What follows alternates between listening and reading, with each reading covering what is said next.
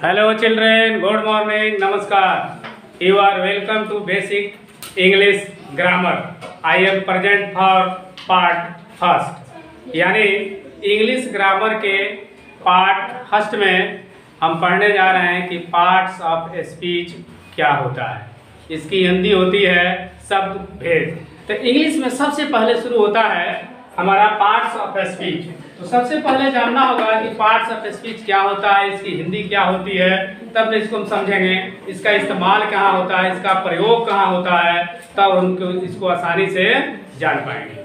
तो सबसे पहले देखिए, पार्ट्स ऑफ स्पीच की हिंदी होती है शब्द भेद। यानी शब्दों के कितने खंड होते हैं, कितने प्रकार होते हैं और इसको कहाँ कहाँ इस्तेमाल किया जाता है। ठीक है, तो आइए देखिए, सबसे पहला क्वेश्चन है कि पार्ट्स ऑफ स्पीच यानी शब्द भेद क्या है, इसे क्या है या किसे कहते हैं, इसकी परिभाषा क्या होती है, तीनों बातें की है। ठीक है, तो इसमें सबसे पहला है कि अंग्रेजी भाषा के शब्दों को वाक्यों में कार्यों एवं प्रयोगों के आधार पर बांटना पार्ट्स ऑफ स्पीच कहा जाता है। देखिए, अंग्रेजी में बहुत सारे शब्द हैं, सबका अर्थ अलग अलग है, सबका कार्य अलग अलग है, सबका प्रयोग अलग अलग है। तो इन शब्दों को कार्यों एवं प्रयोगों के आधार पर बांट कर अध्ययन करना पार्ट्स ऑफ स्पीच कहलाता है। यानी अंग्रेजी के पूरे शब्दों को उनके कार्यों एवं प्रयोगों के आधार पर बांट कर अध्ययन करना क्या कहलाता है, पार्ट्स ऑफ स्पीच। या दूसरा परिभाषा है इसका, दूसरा यहाँ लिखे हुए हैं, कौन बात करता है जी, कि अंग्रेजी के शब्दों का सही उपयोग समझने के लिए। दूसरा सिंपल परिभाषा है, जिसको उस परिभाषा कहने नहीं आता है तो इस तरह भी कर सकता है कि अंग्रेजी के शब्दों का सही उपयोग समझने के लिए उसका विभाजन कर अध्ययन करना पार्ट्स ऑफ स्पीच कहलाता है। क्या कहलाता है, कि अंग्रेजी के शब्दों का सही उपयोग समझने के लिए कि किस शब्द का सही उपयोग कैसे होता है, कहाँ होता है, कब होता है और कब नहीं होता है, इन सारी चीजों की जानकारी किसमें मिलती है, पार्ट्स ऑफ स्पीच। इसलिए हम सबसे पहले इंग्लिश ग्रामर में पार्ट्स ऑफ स्पीच का अध्ययन करते हैं। अब देखिए, स्पीच कहलाता है। अब इसमें सबसे पहले है, जब पार्ट लेसन शुरू किया है तो इसका एक एक अर्थ है, मीनिंग जानना जरूरी है। पार्ट्स का मतलब क्या होता है, देखिए पार्ट्स में होता है अंग, भेद या प्रकार, तीनों मीनिंग होता है। दूसरा है ऑफ का होता है का, के, की, लगाव के मतलब जैसे राम का लड़का, राम की किताब, राम की कलम, तो उससे जुड़ा हुआ है कि नहीं, लगाव है कि नहीं, तो वहां ऑफ का प्रयोग होगा सिंगल। फिर देखिए डबल अप है, वो डबल एफ, आप का मतलब होता है का, के, की, लेकिन बिलगाव, दुराव, अलग होना। जैसे पेड़ से पत्ता का गिरना, दूरी हो रहा है कि नहीं हो रही, स्कूल से बच्चे का घर जाना, अलगाव हो रहा है कि नहीं हो रहा है, तो वहाँ ओ डबल एफ का प्रयोग होगा। और जहाँ लगाव होगा वहाँ सिंगल एफ, और जहाँ जुड़ा होगा वहाँ सिंगल एफ, और जहाँ दुराव होगा, बिलगाव होगा या अलग होना होगा वहाँ होगा डबल एफ। दोनों मतलब लिखा है ना, देखिए दुराव, अलग होना, बिलगाव, इसमें है का, के, की। इसीलिए देखो, उच्चारण एक ही है लेकिन यूज अलग अलग है कि नहीं है। तो इसको जानकारी किससे मिलती है, ग्रामर से मिलती है, पार्ट्स ऑफ स्पीच से मिलती है।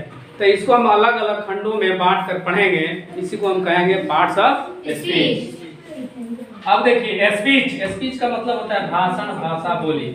लोग देखिए देहात में बोलते हैं, कौन बात कर रहा है, देहात में बोलते हैं जाइए ज्यादा भाषण मत दीजिए, स्पीच मत दीजिए, बोलते हैं ना, तो वही स्पीच मैंने हो गया भाषण। देख रहे हैं ना, भाषण, भाषा, बोली, मैंने ज्यादा बक बक मत करिए, ज्यादा या भाषण हमको मत सुनाइए, कहते हैं ना, ज्यादा स्पीच यहाँ मत दीजिए, अपना स्पीच अपने घर पर रखिए, कहते हैं ना, तो वही स्पीच का मतलब है भाषण, भाषा, बोली।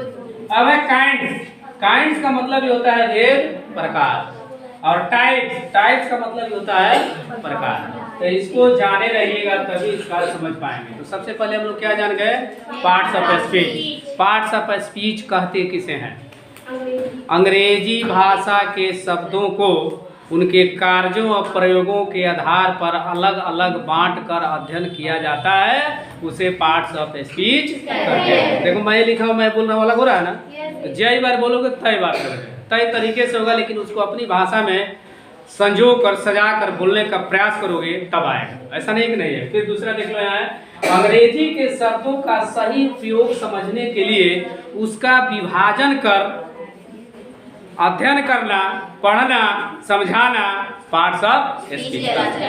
इन सभी मीनिंगों को जाने रहिए, तो इसके बाद अगले क्लास में पढ़ाया जाएगा कि पार्ट्स ऑफ स्पीच कितने होते हैं, कितने प्रकार के होते हैं, उनका क्या क्या नाम है, उसका एग्जाम्पल क्या है, उदाहरण क्या है। तो सबसे पहले जब लेसन शुरू किया जाता है तो यह जानना बहुत जरूरी है कि लेसन शुरू किया गया उसमें क्या पढ़ा गया, उसका पहला हेडिंग क्या था, उसका मतलब क्या होता है, यह जानना जरूरी है ना। कि पूछेंगे पार्ट्स ऑफ स्पीच पढ़े हो, तो हाँ सर पढ़े। पार्ट्स ऑफ स्पीच का मतलब क्या है, तो मुंह के खड़े हो गए, तो क्या पढ़ने का मतलब। तो कोई पूछता है तो बताना पड़ेगा ना कि अंग्रेजी लिटरेचर में, भाषा में जितने भी शब्द हैं उसको उनके कार्य और प्रयोग के आधार पर अलग अलग बांट कर अध्ययन करना, पढ़ना, सीखना, जानना, जानकारी हासिल करना पार्ट्स ऑफ स्पीच कहलाता है। कौन पीछे बात कर रहा है जी? अंग्रेजी भाषा के जितने भी शब्द हैं उनमें उनके कार्यों एवं प्रयोगों के आधार पर अलग अलग बांट कर अध्ययन करना पार्ट्स ऑफ स्पीच कहलाता है। ऐसा कोई है जो पार्ट्स ऑफ स्पीच का परिभाषा बता दे? यस बोलो।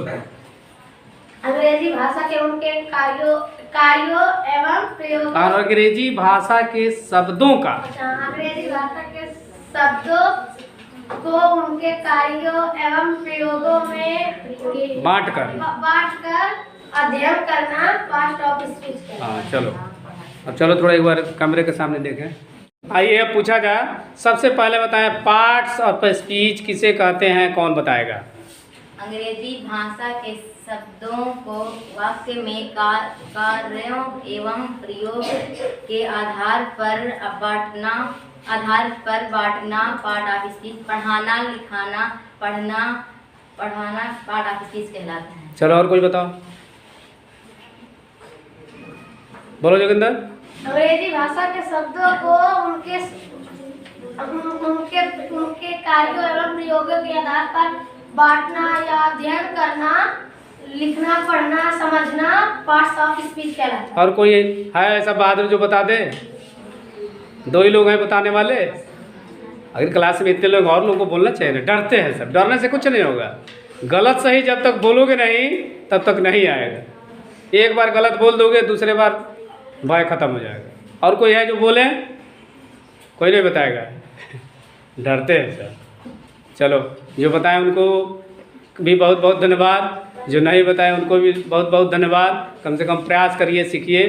भाई अभी आपने बहुत ही इजी वे में और अपने क्षेत्रीय भाषा में पार्ट्स ऑफ स्पीच की परिभाषा हिंदी जानने का प्रयास किया और बोला भी कि पार्ट्स ऑफ स्पीच किसे कहते हैं। एक बार फिर सुन लीजिए, अंग्रेजी भाषा के जितने भी शब्द हैं, वर्ड हैं, उनको उनके कार्य एवं प्रकार और उनके उपयोग को समझने के लिए अलग अलग विभागों में बांट कर जो अध्ययन किया जाता है उसको पार्ट्स ऑफ स्पीच कहते हैं। ठीक है ना? तो पार्ट्स ऑफ स्पीच किसे कहते हैं? अंग्रेजी भाषा के जितने शब्द हैं उनके कार्यों एवं प्रयोगों के आधार पर अलग अलग बांट कर अध्ययन करना पार्ट्स ऑफ स्पीच कहलाता है। ठीक है ना? तो अब नहीं ना भूलेगा? एक बार जब खड़ा होकर अकेले में चाहे कहीं भी बोल लोगे तो फिर भूलेगा नहीं। ठीक है?